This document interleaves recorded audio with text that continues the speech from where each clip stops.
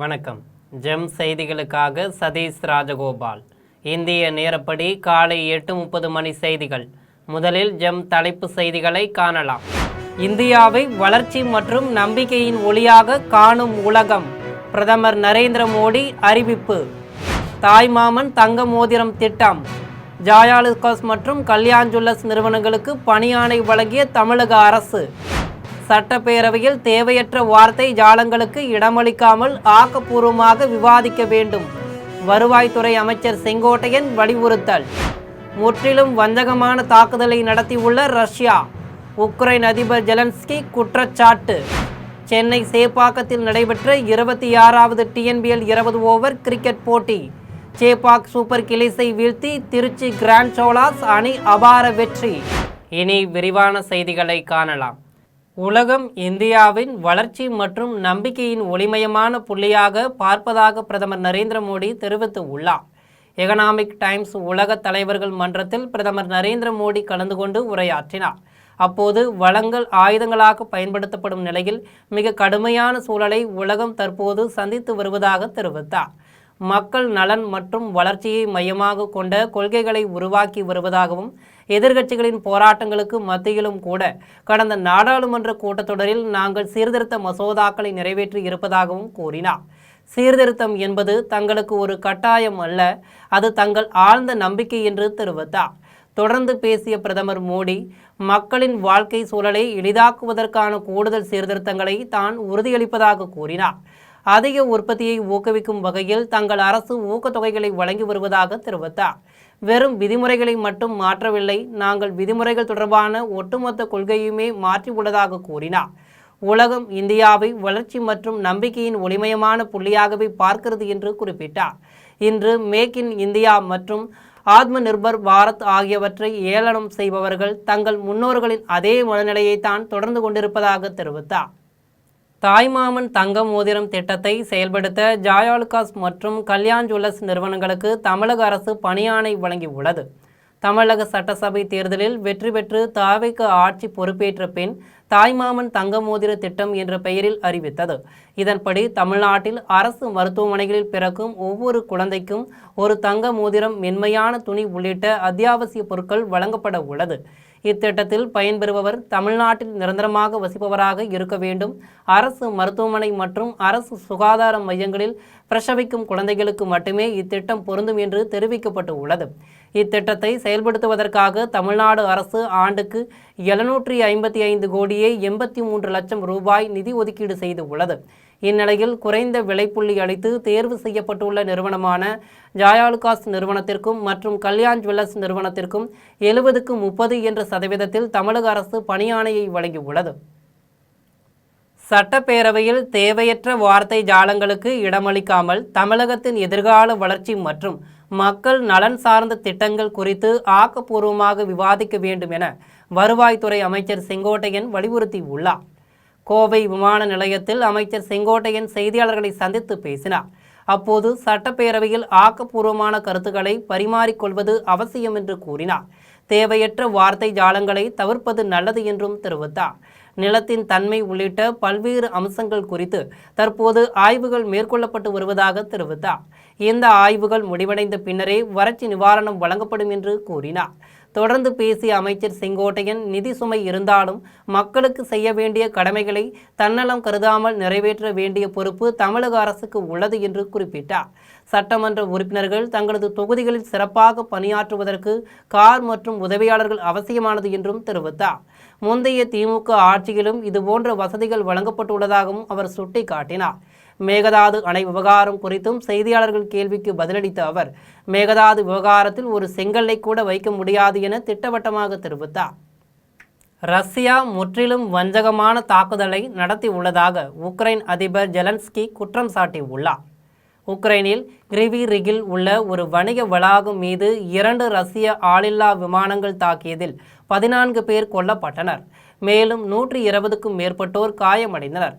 Ukraine அதிபர் Zelensky சொந்த ஊரில் பகல் நேரத்தில் நடத்தப்பட்ட தாக்குதலில் காயமடைந்தவர்களில் 22 குழந்தைகளும் அடங்குவர் என்று ஆளுநர் ஒலெக்சாண்டர் ஹென்சா தெரிவித்துள்ளார். மேலும் இந்த தாக்குதல் தொடர்பாக பேசிய உக்ரைன் அதிபர் ஜெலன்ஸ்கி இந்த தாக்குதல் முற்றிலும் வஞ்சகமானது, இழிவானதும் என்றும் குறிப்பிட்டு உள்ளார். ஒரு திட்டமிட்ட முயற்சியாக ரஷ்ய ஆளில்லா விமானம் அந்த வணிக வளாகத்தை தாக்கி உள்ளதாக தெரிவித்தார். இதுபோன்ற தாக்குதல்கள் பயங்கரவாத செயல்களுக்கு சற்றும் குறைவானவை அல்ல என்றும் கூறினார். இந்த தாக்குதலை ரஷ்யாவை பொறுப்பேற்க செய்யுமாறு உலகை வலியுறுத்தினார். ரஷ்யா உக்ரைன் மீதான தனது வான்வழி போரை தீவிரப்படுத்தி வரும் நிலையில் உக்ரைனும் ரஷ்யா மீதான தனது தாக்குதல்களை தீவிரப்படுத்தி எண்ணெய் தளவாட உட்கட்டமைப்புகளை குறிவைத்து உள்ளது. சென்னை சேப்பாக்கத்தில் நடைபெற்ற 26வது TNBL 20 ஓவர் கிரிக்கெட் போட்டியில் சேப்பாக் சூப்பர் கிங்ஸை வீழ்த்தி திருச்சி கிராண்ட் சோலாஸ் அணி அபார வெற்றி பெற்று உள்ளது. சென்னை சேப்பாக்கத்தில் 26வது TNBL 20 ஓவர் கிரிக்கெட் தொடர் நடைபெறுகிறது. இதில் திருச்சி கிராண்ட் சோலாஸ் மற்றும் சேப்பாக் சூப்பர் கிங்ஸ் அணிகள் மோதின. டாஸ் வென்ற திருச்சி கிராண்ட் சோலாஸ் அணி முதலில் பேட்டிங்கை தேர்வு செய்தது. இதன்படி முதலில் விளையாடிய திருச்சி அணி 7 விக்கெட்டுகள் இழப்புக்கு 191 ரன்கள் குவித்தது. இதில் அதிகபட்சமாக சஞ்சய் யாதவ் 54 ரன்களும் ஷியாம் சுந்தர் 52 ரன்களும் எடுத்தனர். பந்து வீச்சு தரப்பில் சென்னை அணியின் சிலம்பரசன் 3 விக்கெட்டுகளையும் ஸ்வப்னில் சிங் 2 விக்கெட்டுகளையும் வீழ்த்தினர். இதன் பின்னர் களமிறங்கிய சென்னை அணி 20 ஓவர்கள் முடிவில் 6 விக்கெட்டுகள் இழப்புக்கு 177 ரன்கள் மட்டுமே எடுத்து தோல்வியை சந்தித்தது. பந்து வீச்சு தரப்பில் ஈஸ்வரன் 2 விக்கெட்டுகளையும் டேவிட்சன், அந்தோனிதாஸ், சஞ்சய் யாதவ் ஆகியோர் தலா 1 விக்கெட்டுகளையும் வீழ்த்தி திருச்சி அணியின் வெற்றிக்கு வழிவகுத்தனர். இந்த வெற்றியின் மூலம் திருச்சி அணி இத்தொடரில் 5 வெற்றிகள் பெற்று முதலிடத்தில் உள்ளது என்பது குறிப்பிடத்தக்கது. விருதாசலத்தை தனி மாவட்டமாகவும் கோவில் மாநகரமாகவும் அறிவிக்க வேண்டும் என்று தேமுதிக சட்டமன்ற உறுப்பினர் பிரேமலதா கோரிக்கை விடுத்து உள்ளார். தமிழ்நாடு சட்டப்பேரவைக்கு வெளியே பிரேமலதா செய்தியாளர்களிடம் பேசினார். அப்போது தொகுதி பிரச்சனைகளை பேச வந்த சட்டமன்ற உறுப்பினர்களுக்கு வாய்ப்பு கிடைக்கவில்லை என தெரிவித்தார். விருதாச்சலத்தை தனி மாவட்டமாக அறிவிக்க வேண்டும் என்று கோரிக்கை விடுத்தார். விருத்தகிரீஸ்வரர் கோவில், கொளஞ்சியப்பர் கோவில் உள்ளிட்ட புகழ்பெற்ற திருத்தலங்கள் அமைந்துள்ள விருதாச்சலத்திற்கு அறநிலையத்துறை கூடுதல் நிதி ஒதுக்கி அதை கோவில் மாநகரமாக அறிவிக்க வேண்டும் என்றும் பிரேமலதா கோரிக்கை விடுத்தார். தொகுதி மறுசீரமைப்பு அப்படின்னு சொல்லி 1.25 மணி நேரம் சப்ஜெக்ட் டைவர்ட், அப்புறம் வாழ்த்தி பேசுறது, துதி பாடுறது, இதுலவே பாதிட்டு போயிடுது. அப்புறம் சண்டை போடுறதுல கொஞ்சம் நேரம் போகுது. இப்படியே போயிட்டுருக்கே கண்டி மானிய கோரிக்கையில் அந்த மானியத்தை பற்றி பேசுறது மாட்டேங்கிறாங்க. சிவஞான கூட்டுறவு வங்கி அருகே காலியாக உள்ள இடத்தில் நீதிமன்ற கட்டிடத்தை சொந்தமாக கட்டி தர வேண்டும், அதற்கான நிதி ஒதுக்கி தர வேண்டும் என்று சென்னையில் அதிமுக சட்டமன்ற உறுப்பினர் லீமா ரோஸ் கோரிக்கை விடுத்து உள்ளார். சென்னையில் அதிமுக சட்டமன்ற உறுப்பினர் லீமா ரோஸ் செய்தியாளர்களை சந்தித்து பேசினார். அப்போது கோயம்புத்தூர் பகுதி மக்கள் நடமாடுவதற்கு அச்சப்படும் நிலையாக உள்ளது எனவும், யானைகளுடைய அட்டகாசங்கள் நாளுக்கு நாள் அதிகரித்து வருவதாகவும், அங்கு வேலி அமைத்து வனத்துறை அதிகாரிகள் நடவடிக்கை எடுக்கப்பட வேண்டும் என சட்டமன்ற கூட்டத்தில் நேற்று கோரிக்கை மனு அளித்ததற்கு உடனடி நடவடிக்கையாக தமிழக முதலமைச்சர் ஜோசப் விஜய் பார்வையிட்டதோடு இன்று உடனடி நடவடிக்கைகளை வனத்துறை அதிகாரிகள் மேற்கொண்டு வருகின்றனர் என்றும், இதற்காக பாராட்டுகளையும் நன்றியையும் தெரிவித்துக் கொள்வதாக லீமா ரோஸ் தெரிவித்தார். மேலும் லால்குடி தொகுதியில் சிவில் மற்றும் கிரிமினல் குற்றவியல் நீதிமன்றங்கள் வாடகை கட்டிடத்தில் செயல்பட்டு வருவது வேதனை அளிப்பதாகவும், சிவஞான கூட்டுறவு வங்கி அருகே காலியாக உள்ள இடத்தில் நீதிமன்ற கட்டிடத்தை சொந்தமாக கட்டித்தர வேண்டும், அதற்கான நிதி ஒதுக்கி தர வேண்டும் என்றும், திருச்சி மாவட்ட சிறைச்சாலை காவலர்களுக்கு பணி நிறைவு, பதவி உயர்வு வழங்கிட வேண்டும் என்றும் அதிமுக சட்டமன்ற உறுப்பினர் லீமா ரோஸ் தமிழக அரசிற்கு கோரிக்கை விடுத்து உள்ளார். அம்மா அவர்களையும் எம்ஜிஆர் அவர்கள் இரு தெய்வங்களையும் வணங்கி அண்ணன் எடப்பாடி அண்ணன் ஆணைக்கு இணங்க, முன்னாள் அமைச்சர் பொதுச் செயலாளர் அவருக்கு ஆணைக்கு இணங்க நேற்று எனக்கு ஒரு வாய்ப்பு கொடுத்துருந்தாங்க. நம்ம லால்குடி தொகுதி சட்டமன்ற தொகுதியை பற்றி நான் பேசுகிறதுக்கு. அந்த இதில் எலிஃபெண்ட் அதை பற்றி நான் கொடுத்துருந்தேன். அதை உடனே சிஎம் பார்த்துட்டு அதுக்கு அனிமல்ஸுக்காக, எலிஃபெண்ட்டுக்காக, யானைக்காக ஒரு நல்ல தீர்ப்பு கொடுத்துருக்காங்க. தாவேக அரசு சிறப்பாக செயல்பட்டு வருவதாக தமிழ்நாடு வணிகர் சங்கங்களின் பேரமைப்பு தலைவர் விக்ரமராஜா தெரிவித்து உள்ளார். சென்னை ராதாகிருஷ்ணன் நகர் பவானி அம்மன் கோவிலில் வணிகர் சங்கத்தைச் சேர்ந்த ஈஸ்வர பாலன் தலைமையில் சமபந்தி அறுசுவை விருந்து நடைபெற்றது. இதில் தமிழ்நாடு வணிகர் சங்கங்களின் பேரமைப்பு தலைவர் விக்ரமராஜா பங்கேற்று வழிபாடு நடத்திவிட்டு விருந்து பரிமாறினார். கோவில் நிர்வாகம் சார்பில் அவருக்கு கும்ப மரியாதை வழங்கப்பட்டது. அதன் பின்னர் செய்தியாளர்களிடம் பேசிய விக்ரமராஜா, தாவேக அரசு சிறப்பாக செயல்படுவதாகவும், விரைவில் தமிழ்நாடு முதலமைச்சரை நேரில் சந்தித்து கோரிக்கை மனு அளிக்க உள்ளதாகவும் தெரிவித்தார். விஜய் ஜோசப் தலைமையில் இன்று நிதிநிலை தாக்குதல் நடைபெற்றுக் கொண்டிருக்கிறது. வருகின்ற 7ஆம் தேதி வணிகருடைய சம்பந்தமாக வணிகவரித்துறை அமைச்சர் நிதிநிலை தாக்கல் செய்கின்றார். அதிலே வணிகநல வாரியத்தில் பல்வேறு சிறப்புகளை எதிர்பார்த்து கொண்டிருக்கிறோம்.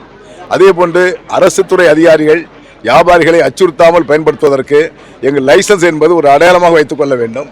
குறும்பர் சமுதாய மக்களின் 40 ஆண்டு கால கோரிக்கை நிறைவேற சட்டமன்றத்தில் பேசியவர்களுக்கு குறும்பர் சமுதாய மக்கள் கூட்டமைப்பு தலைவர் கிருஷ்ணசாமி நன்றி தெரிவித்து உள்ளார்.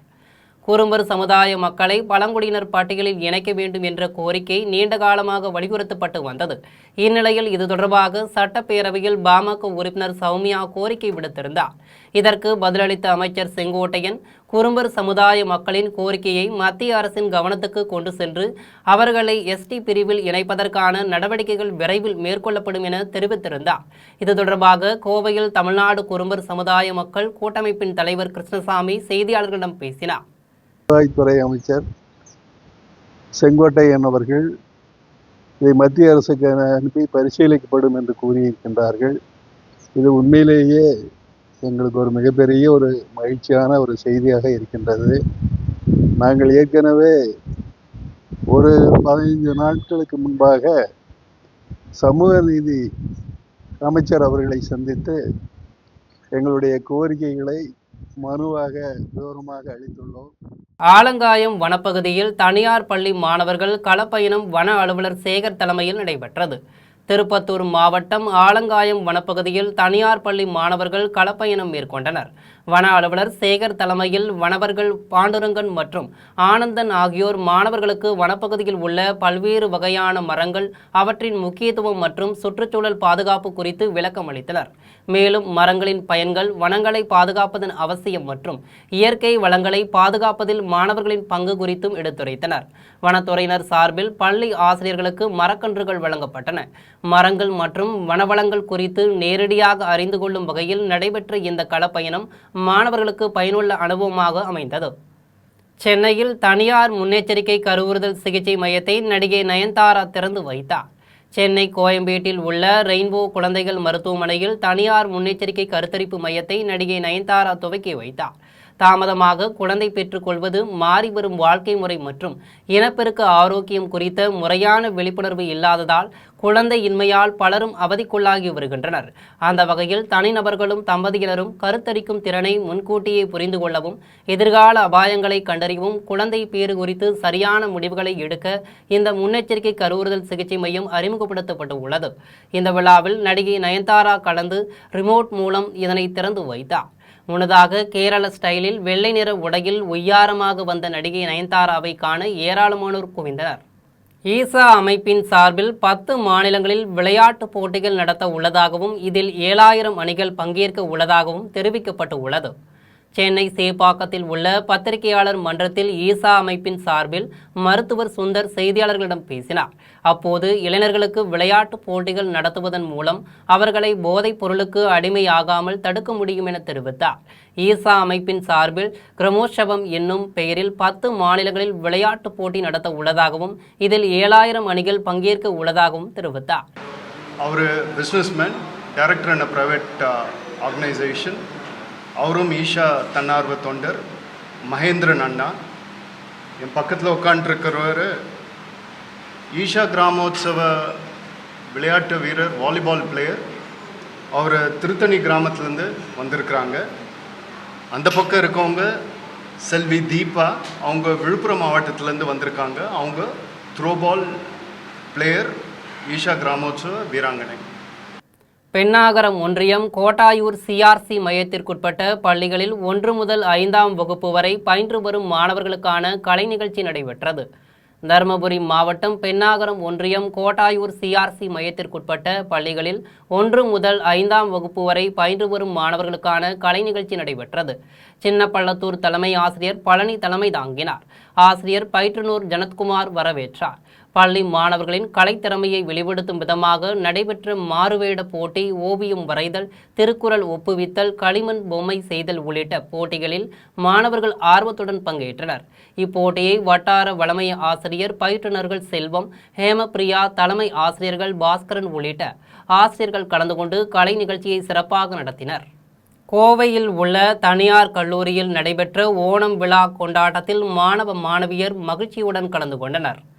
கோவை புதூர் VLB ஜானகியம்மாள் கல்லூரியில் நடைபெற்ற ஓணம் விழாவில் தமிழகம், கேரளம் ஆகிய இரு மாநிலங்களைச் சேர்ந்த மாணவ மாணவிகளும் பங்கேற்றனர். பாரம்பரிய வெண்பட்டு உடைகள் அணிந்து செண்டை மேளம் முழங்க மாவலி வேடமிட்டு ஊர்வலமாக வந்தனர். விழாவில் யானையின் வரவேற்பு, ராட்டினம், உரியடித்தல், வடம் இழுத்தல் உள்ளிட்ட பாரம்பரிய விளையாட்டுகள் இடம்பெற்றன.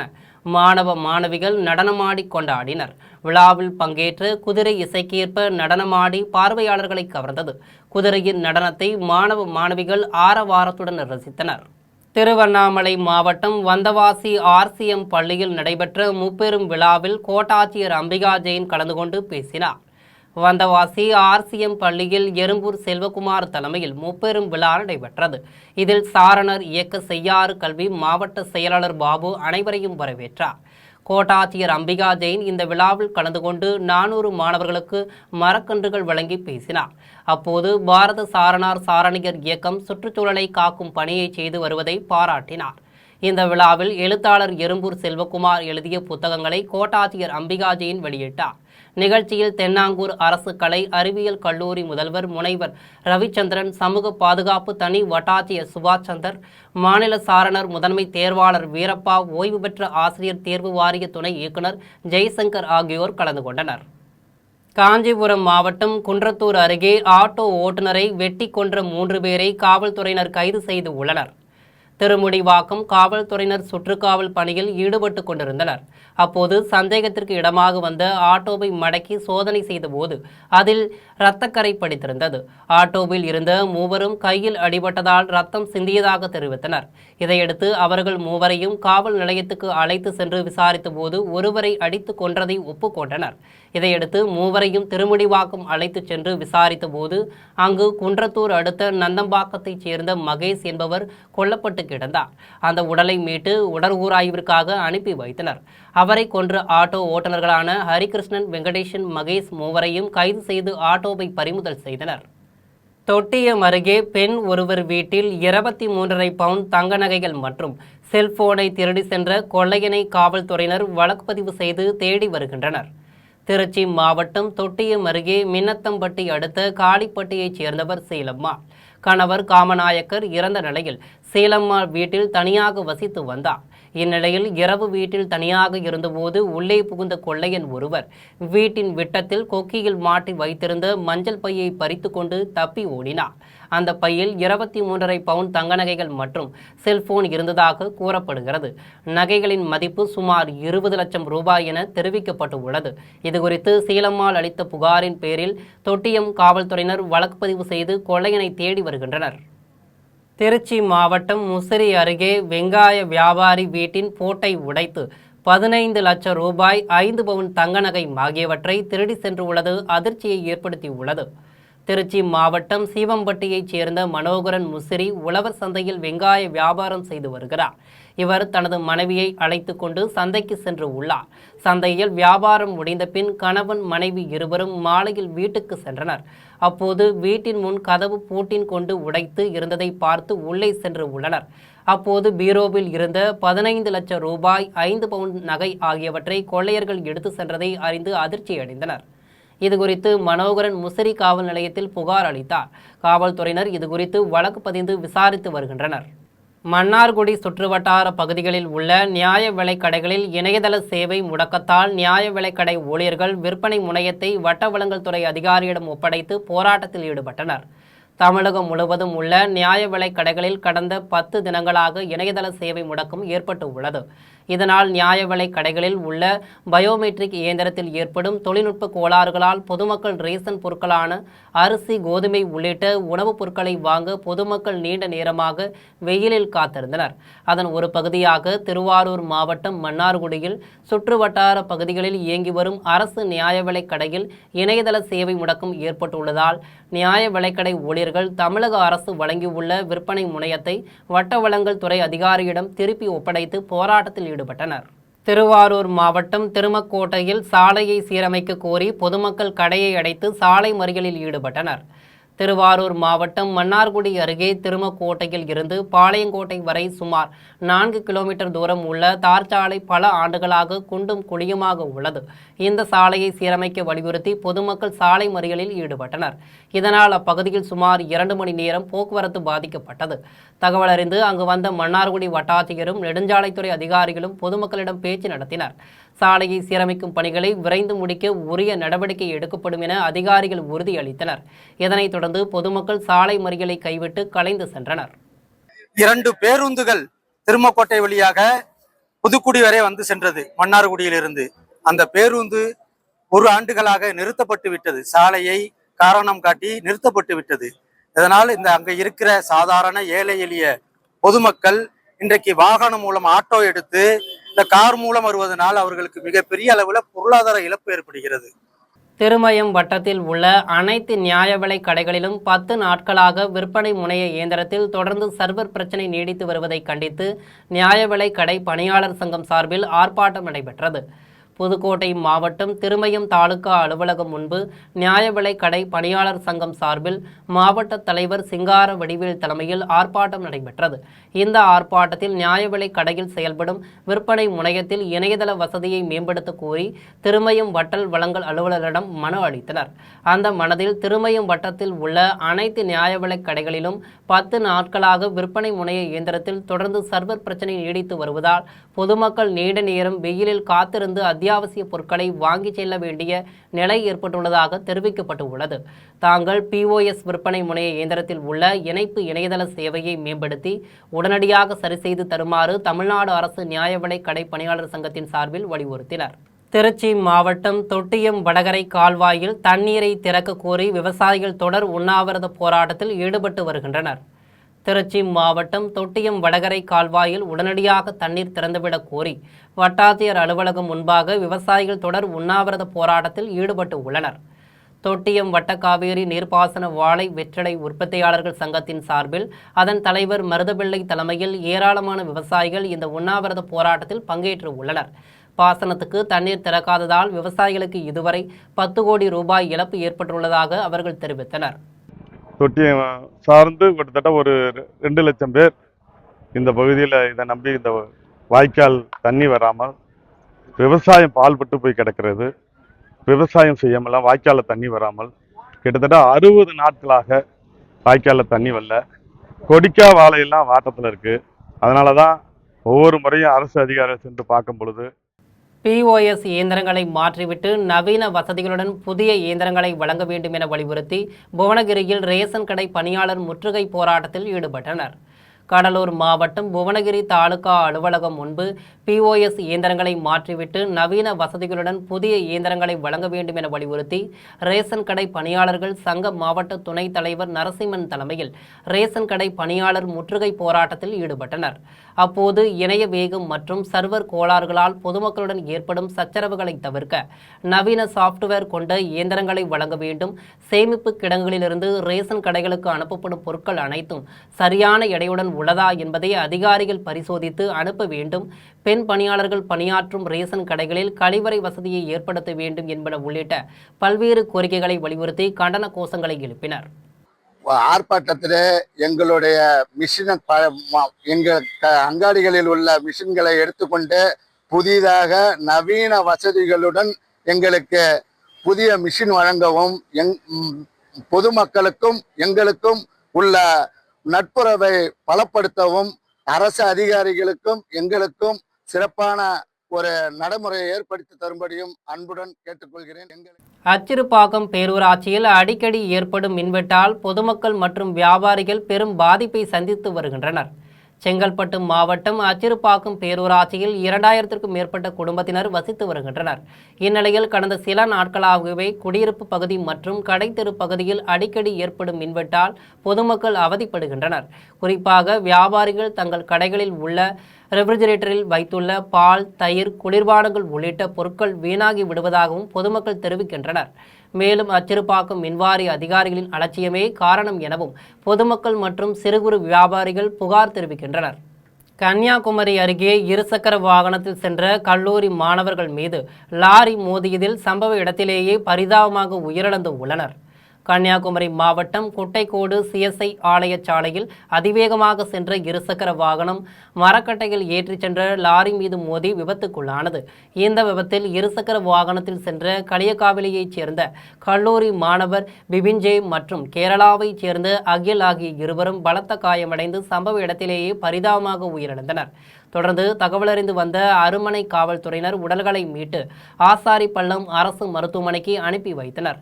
பின்னர் விபத்து குறித்து அருமனை காவல்துறையினர் வழக்குப்பதிவு செய்து தீவிரமாக விசாரணை மேற்கொண்டு வருகின்றனர். திருப்பத்தூர் அருகே 200 கோடி ரூபாய் வக்பு சொத்துக்களை முறைகேடாக விற்ற முத்தவள்ளிகள் மீது நடவடிக்கை கோரி 100க்கும் மேற்பட்ட இஸ்லாமியர்கள் மசூதி முன்பு திரண்டதால் பரபரப்பு ஏற்பட்டது.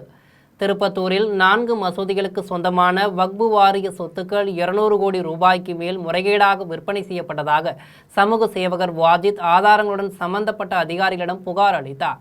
புகார் அளித்தும் இதுவரை எந்த ஒரு நடவடிக்கையும் எடுக்கப்படவில்லை என வேதனை தெரிவித்தார். இதனை கண்டித்து 100க்கும் மேற்பட்ட இஸ்லாமிய பொதுமக்கள் மசூதி முன்பு திரண்டதால் பதற்றமான சூழல் ஏற்பட்டது.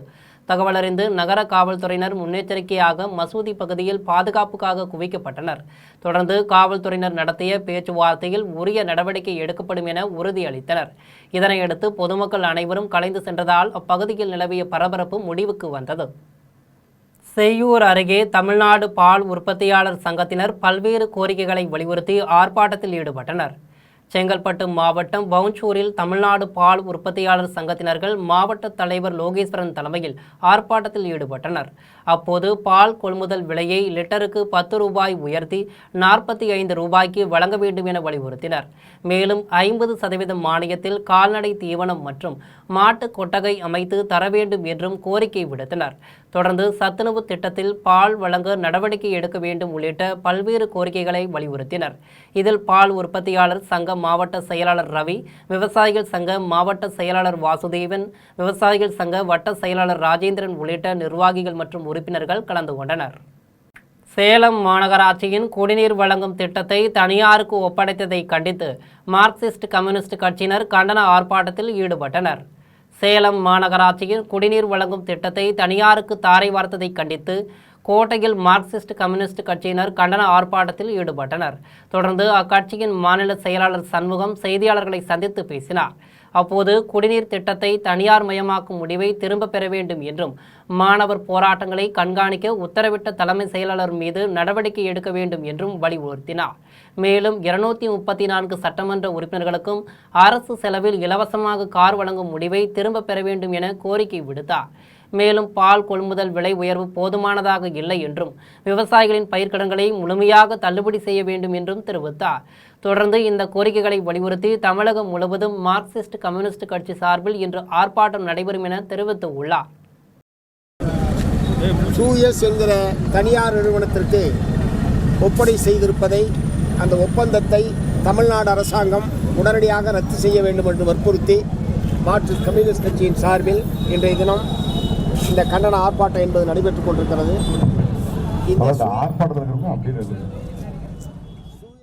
புவனகிரி அருகே உள்ள ஒரத்தூர் ஸ்ரீ வேம்படி புத்துமாரியம்மன் திருக்கோவிலில் ஆடி மாத கடைசி வெள்ளியை முன்னிட்டு தீமிதி திருவிழா சிறப்பாக நடைபெற்றது. கடலூர் மாவட்டம் புவனகிரி அருகே ஒரத்தூர் கிராமத்தில் அமைந்துள்ள ஸ்ரீ வேம்படி புத்துமாரியம்மன் திருக்கோவிலில் ஆடி மாத கடைசி வெள்ளியில் தீமிதி திருவிழா நடைபெற்றது. விழாவின் ஒரு வாரத்திற்கு முன்பு காப்பு கட்டுதலுடன் விழா தொடங்கி அம்மனுக்கு தினமும் அபிஷேக ஆராதனை, அலங்காரம் மற்றும் வீதி உலா நிகழ்ச்சிகள் நடைபெற்றது. அதனைத் தொடர்ந்து நடைபெற்ற தீமிதி திருவிழாவில் பக்தர்கள் வெள்ளாற்றங்கரையில் புனித நீராடி பூங்கரகம் மற்றும் காவடிகள் சுமந்து ஊர்வலமாக வந்தனர். அதன் பின்னர் கோவிலின் முன்பு அமைக்கப்பட்டிருந்த தீக்குண்டத்தில் நூற்றுக்கணக்கான பக்தர்கள் இறங்கி மனமுருக பிரார்த்தனை செய்து தீமிதித்து தங்களது நேர்த்திக்கடனை செலுத்தினர். அதனைத் தொடர்ந்து மூலவருக்கு சிறப்பு அபிஷேகமும் வழிபாடுகளும் நடைபெற்றன. விழாவில் ஒரத்தூர் கிராம மக்கள் மற்றும் சுற்றியுள்ள பல்வேறு கிராமங்களைச் சேர்ந்த திரளான பக்தர்கள் கலந்து கொண்டு ஸ்ரீ வேம்படி புத்துமாரியம்மனை வழிபட்டனர். மீண்டும் தலைப்பு செய்திகள். இந்தியாவை வளர்ச்சி மற்றும் நம்பிக்கையின் ஒளியாக காணும் உலகம்.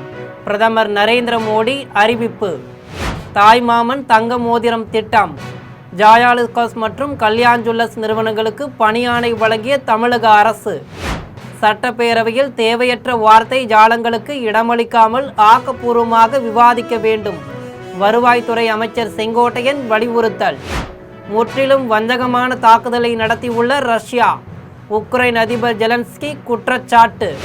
சென்னை சேப்பாக்கத்தில் நடைபெற்ற 26வது TNBL 20 ஓவர் கிரிக்கெட் போட்டி.